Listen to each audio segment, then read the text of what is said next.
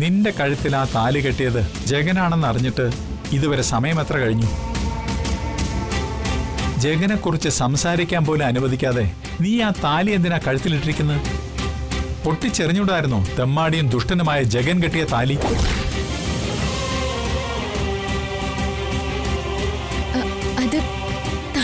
ആ താലി ഒരു പെണ്ണിനെ സംബന്ധിച്ച് പവിത്രമായ വിശ്വാസമാണ് അല്ലേ മോളെ? മോളെ, താലി ഒരു അടയാളമാണ്. സംരക്ഷിക്കാൻ ആണൊരുത്തൻ കൂടെ ഉണ്ടെന്നുള്ള അടയാളം.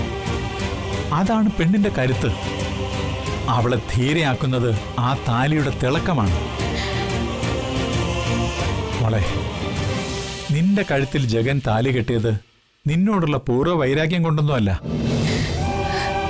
നിന്നെ ചതിക്കാനുമല്ല. അപ്പോ അതിന് ഒരേ ഒരു കാരണമേ ഉണ്ടാകൂ, ഇഷ്ടം. നിന്നോടുള്ള അതിര് കവിഞ്ഞ ഇഷ്ടം. അത് നീ കാണാതെ പോയാൽ ദുഃഖിക്കേണ്ടി വരുമ്പോളെ ഒരായുഷ്കാലം മുഴുവൻ.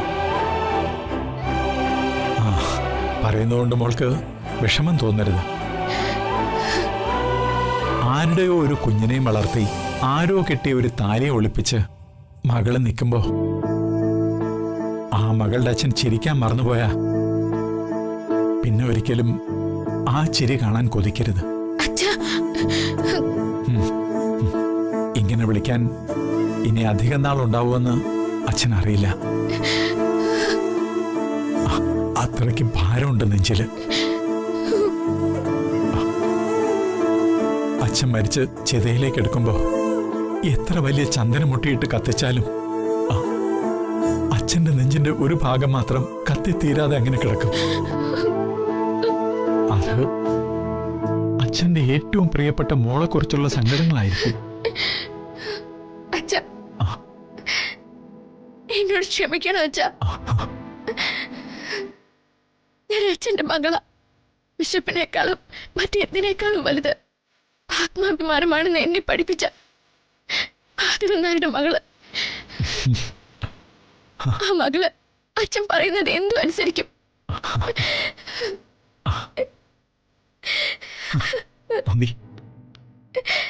മോളെ, അച്ഛന് സന്തോഷമായി. ഒരുപാട് സന്തോഷമായി.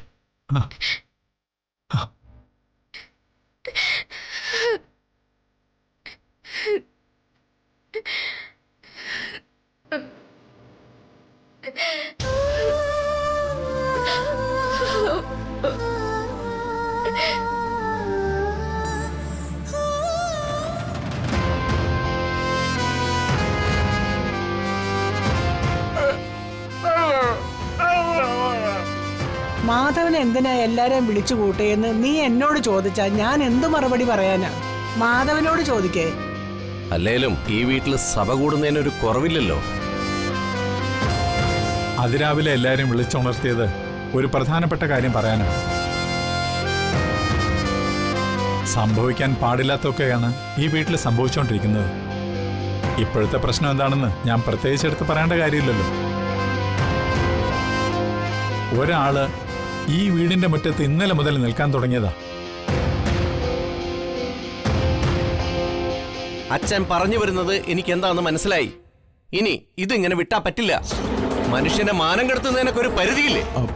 ഇനിയും അവൻ ഈ മുറ്റത്ത് കിടന്ന് ഷോ കാണിച്ചാല് മാധവൻ നായർ കാൺമക്കളില്ലെന്ന് നാട്ടുകാർ പറയും. വീട്ടിൽ കയറി ചെറ്റത്തരം കാണിച്ചിട്ട് സത്യാഗ്രഹം നടത്തുന്നു. രാഷ്ട്രീയക്കാരനാണെങ്കിലേ അതവന്റെ കൈ വെച്ചാ മതി. ഇന്നത്തോടെ ഞാൻ തീർത്തു കൊടുക്കും.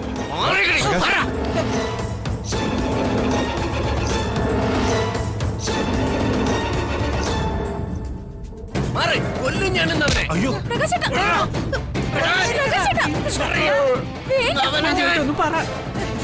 ഇവിടെ ചിലർക്കൊക്കെ അവൻ മച്ചാനും മച്ചമ്പിയായിരിക്കും. എനിക്കൊരുത്തനൊരു വിഷയമല്ല. വിടറാ അവനെ. മതി. എല്ലാരോടൊട്ട് പറയാ, ജഗനെ ഞാൻ എന്റെ മരുമകനായിട്ട് സ്വീകരിക്കാൻ തീരുമാനിച്ചു.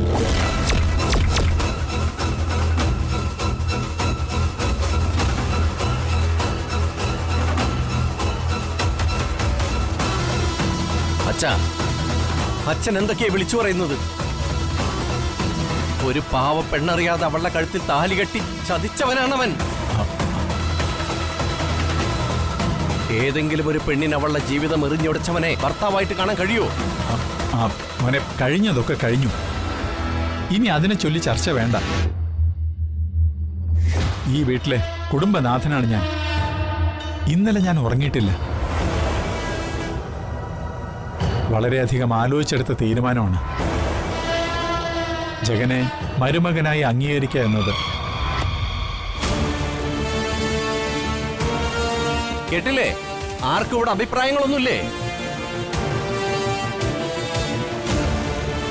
ജരാനരകൾ ബാധിച്ചപ്പോ അതച്ഛന്റെ സ്വബുദ്ധിയെ പോലും ഇല്ലാതാക്കിയെന്ന് ഞങ്ങൾ ആരും കരുതിയിട്ടില്ല. പ്രകാശ, ഈ കാര്യത്തിൽ തീരുമാനമെടുക്കേണ്ടത് അച്ഛനല്ല, വന്ദനയാണ്.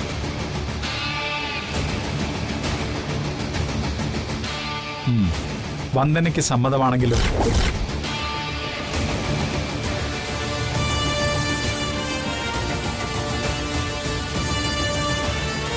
വന്ദനയോടും ചന്ദ്രയോടും ആലോചിച്ച് തന്നെയാണ് ഞാൻ ഇങ്ങനൊരു തീരുമാനം എടുത്തത്.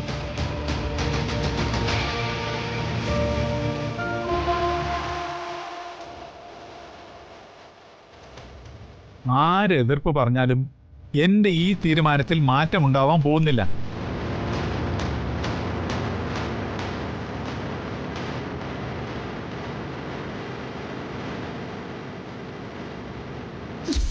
തനിക്ക് ഈ ജന്മം ജഗനെ വേണ്ട എന്ന നിലപാടിൽ വന്ദനയെ ഉറപ്പിച്ച് നിർത്തണം. സഹോദരനായി ഞാൻ മനസ്സ് വെച്ചാൽ അത് നടക്കും. എനിക്ക് ജഗനെ തിരിച്ചു കിട്ടിയാൽ മതി. വന്ദനയുമായി യാതൊരു ബാധ്യതയില്ലാത്ത തരത്തിൽ ജഗനെ ഞാൻ തിരിച്ചു തന്നേക്കാം.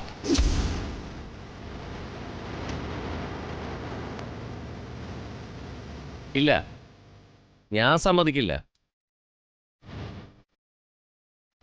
ഞാനും മനോജൊക്കെ പ്രായപൂർത്തിയായ ആൺമക്കളാണ്. കുടുംബത്തിൽ എന്തെങ്കിലും നിർണായകമായ തീരുമാനങ്ങൾ എടുക്കുമ്പോൾ അത് ഞങ്ങളും കൂടി അറിയണം. എന്താ മനോജേ, അത് വേണ്ടേ? പ്രകാശേട്ടൻ പറഞ്ഞത് ശരിയാ. ആ, അത് വേണം. ഞങ്ങളും കാര്യങ്ങൾ അറിയണം. മാധവാ, ഇവൻ പറഞ്ഞില്ല എന്താ തെറ്റ്? കുടുംബത്തിലൊരു നല്ല കാര്യം നടക്കുമ്പോ അത് കുടുംബത്തിലെ പ്രധാനപ്പെട്ടവരൊക്കെ അറിഞ്ഞു വേണം നടത്താൻ. നിന്റെ പ്രമാണം മനോജ് എടുത്ത് പലിശക്കാരന് പണയം വെച്ചപ്പോ നിന്നോടും ചന്ദ്രികയോടും ഒക്കെ ആലോചിച്ച് അനുഗ്രഹം വാങ്ങിയിട്ടല്ലേ ഇവൻ ചെയ്തത്?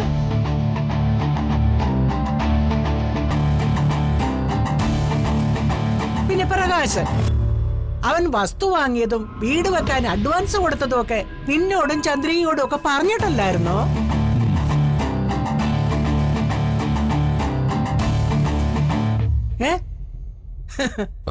അല്ല, അത് പിന്നെ എന്തായാലും പരസ്പരം കൊല്ലാൻ നടന്ന അനിയനും ചേട്ടനും അച്ഛനെ തോൽപ്പിക്കാൻ ഒന്നായല്ലോ. സന്തോഷം. അതെ, ഈ വീട്ടിലെ കാര്യങ്ങളൊക്കെ എന്റെ മോൻ മാധവൻ തീരുമാനിക്കും. യോജിക്കുന്നവർക്ക് യോജിക്കാം, അല്ലാത്തവർക്ക് അവരവരുടെ പാട് നോക്കി പോകാം.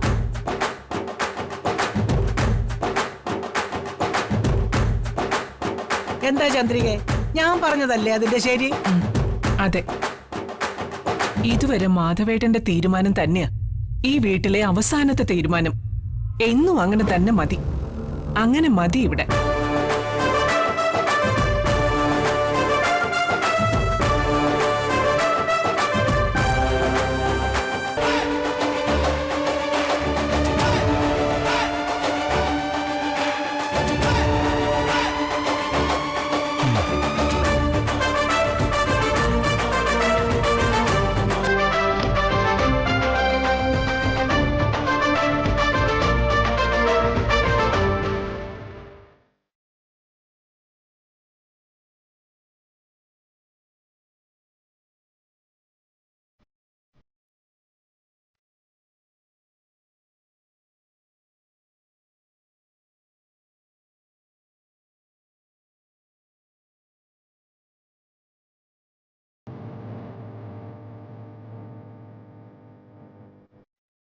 ജഗ,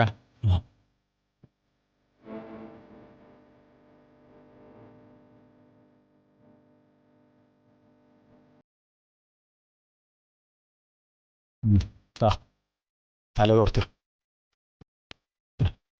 വേണ്ട, ഞാൻ ചെയ്ത തെറ്റിന് പന്തനിയും ചന്ദ്രികാമ്മയും എന്നോട് ക്ഷമിച്ചു എന്ന് പറയുന്നവരെ എനിക്കൊന്നും വേണ്ട.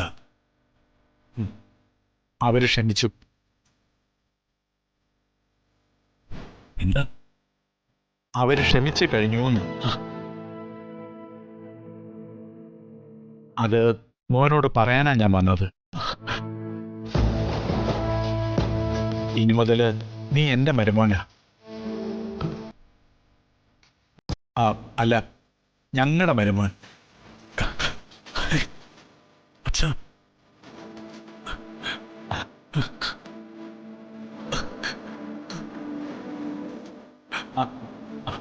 ഏയ് എഴുന്നേക്ക് മോനെ.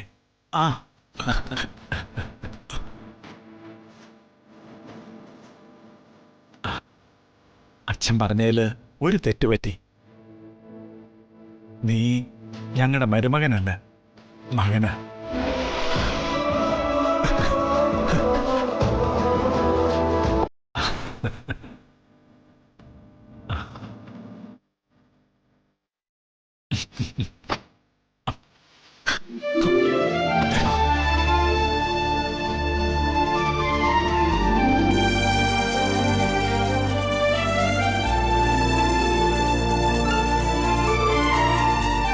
മോനെ, അകത്തേക്ക് വാ. വാ.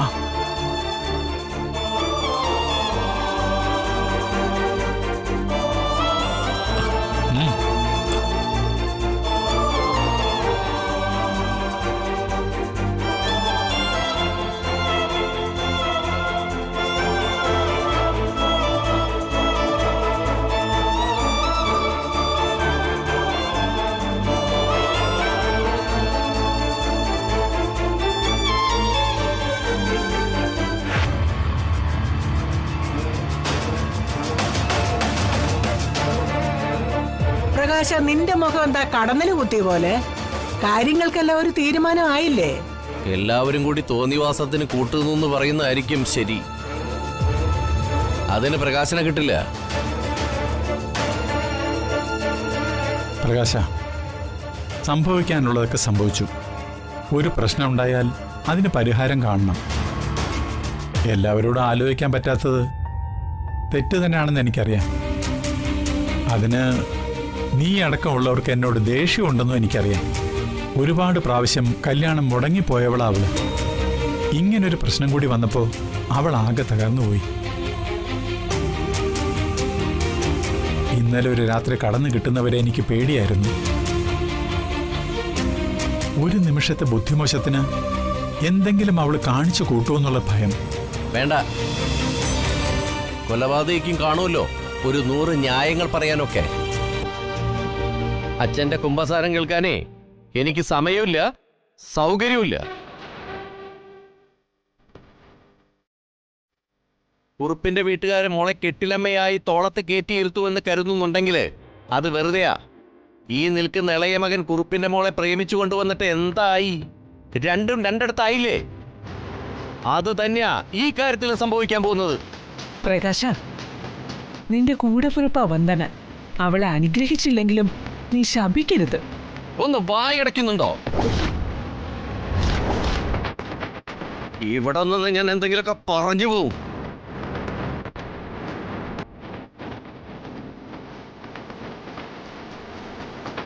പ്രകാശേട്ടാ, പ്രകാശേട്ടാ നിക്ക്.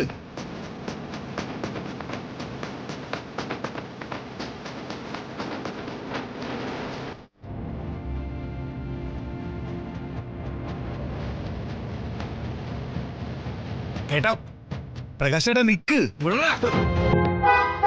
ആ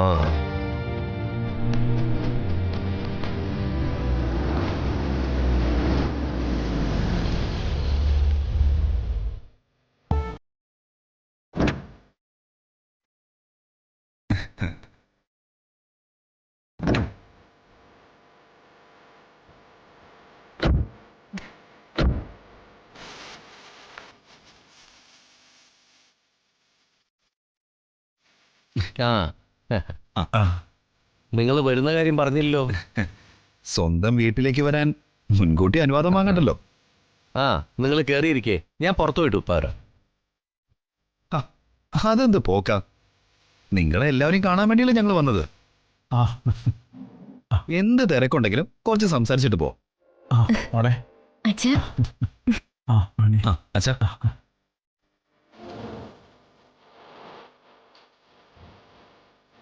ഈ വീട്ടിലെ എല്ലാ കാര്യങ്ങളിലും വേണ്ട സമയത്ത് വേണ്ടതുപോലെ ഇടപെടുന്ന ആളാണ് അളിയൻ. ഒരർത്ഥത്തിൽ പറഞ്ഞാൽ ഞങ്ങൾ മക്കളേക്കാൾ ഈ നിൽക്കുന്ന അച്ഛന് താങ്ങും തണലുമായ ആൾ.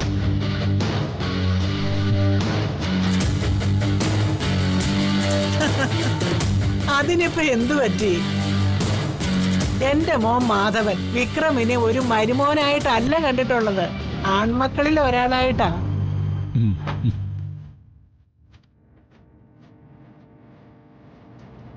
എന്നിട്ടാണോ ഇവിടെ നടന്ന കല്യാണ മഹാമഹം അളിയനോട് പറയാതിരുന്നത്?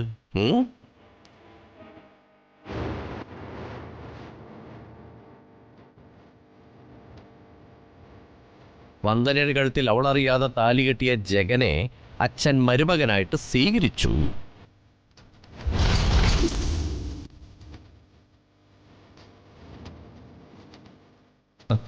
ഏത് ജഗൻ? ആ കുറുപ്പിന്റെ മകനോ? ആ അതെ മോനെ.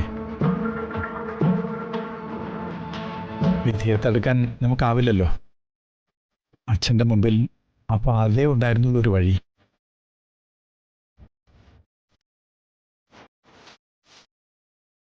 എല്ലാവരോടും ആലോചിച്ചൊരു തീരുമാനമെടുക്കാനുള്ള സമയം എനിക്കുണ്ടായിരുന്നില്ല മോനെ.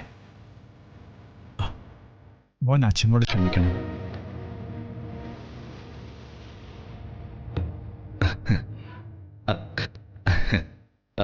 അച്ഛന്റെ തീരുമാനം എന്താണെങ്കിലും അത് ശരി തന്നെയായിരിക്കും. എന്നും ആ തീരുമാനത്തിനൊപ്പമായിരിക്കും ഞാൻ.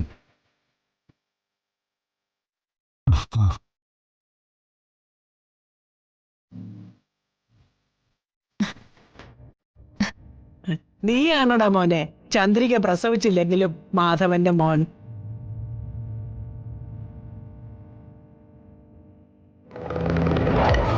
എന്റെ വർഷമോൾക്ക് നല്ലൊരു ജീവിതം കിട്ടിയ പോലെ വന്ദന മോൾക്കും ദൈവം നല്ലൊരു ജീവിതം കൊടുത്തു മോനെ.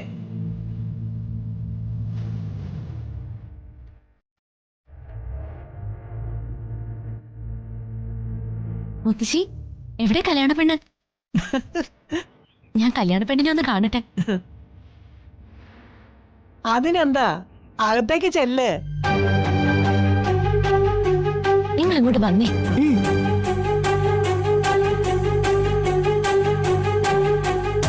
എന്റെ മക്കളെ, മാധവൻ ഇപ്പോഴാ ഒരു സമാധാനമായത്.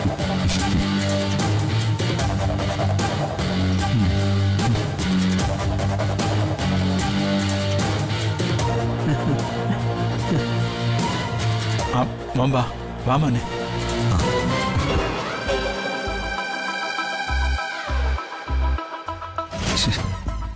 ഇവരെ കൊണ്ട്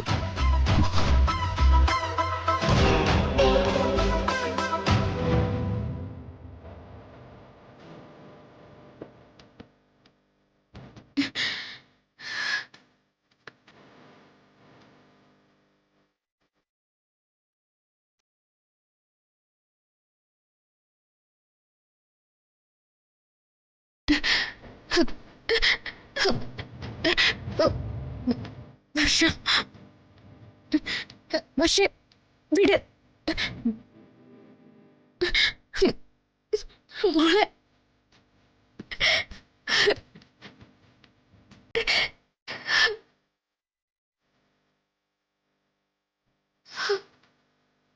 ആ കേക്കട്ടെ കല്യാണ വിശേഷങ്ങള്. അപ്പൊ മുത്തശ്ശി പറയുന്ന പഴഞ്ചൊല്ലുകളൊക്കെ സത്യമാല്ലേ?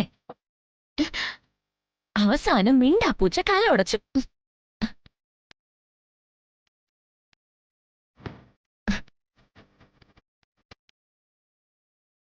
എന്തു പറ്റി ചേച്ചി? ചേച്ചിയുടെ മുഖത്തെന്താ ഒരു സന്തോഷമില്ലാത്തത്? കല്യാണം കഴിഞ്ഞ് ഭർത്താവിന്റെ വീട്ടിലേക്ക് പോകുന്നതിലുള്ള സങ്കടമാണോ? നാളറിഞ്ഞ് കഴുത്തിൽ താലി കെട്ടുമ്പോഴാണ് കല്യാണം ആവുന്നത്. മോളെ, അറിഞ്ഞിട്ടാണെങ്കിലും അറിയാതെയാണെങ്കിലും ഒരു പെണ്ണിന്റെ കഴുത്തിൽ ഒരു പുരുഷൻ താലി കെട്ടിയ അത് കല്യാണം തന്നെയാ. കല്യാണമൊക്കെ ഒരു വിധിയാ മോളെ. മുകളിലിരിക്കുന്നവന്റെ തീരുമാനം ഉൾക്കൊണ്ടേ പറ്റൂ.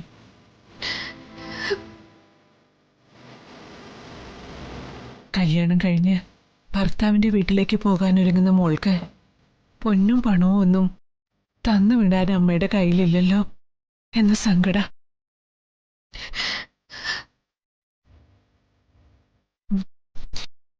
ഇത് മാധവേട്ടൻ എനിക്ക് ആദ്യമായിട്ട് വാങ്ങിത്തന്ന വളകളാ. ഇതൊരിക്കലും നഷ്ടപ്പെടുത്തി കളയരുതെന്ന് മാധവേട്ടനൊരു നിർബന്ധം ഉണ്ടായിരുന്നതുകൊണ്ട് അധികം പണയം വെച്ചിട്ടൊന്നുമില്ല. അമ്മയ്ക്ക് മോൾക്ക് തരാൻ ഇതേ ഉള്ളൂ. ഇത് മോള് നിരസിക്കരുത്. ഇതെന്റെ ആഗ്രഹവും അതിലുപരി അമ്മയുടെ അവകാശവുമാ. ഞാൻ സ്വർണം തന്ന ചേച്ചി സ്വീകരിക്കില്ലെന്നറിയാം. അതുകൊണ്ട് അമ്മ തരുന്നത് സ്വീകരിക്ക്.